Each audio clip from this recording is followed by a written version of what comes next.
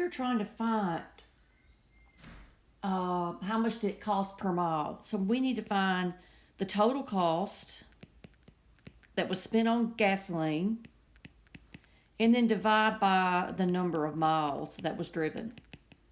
And that would answer the question.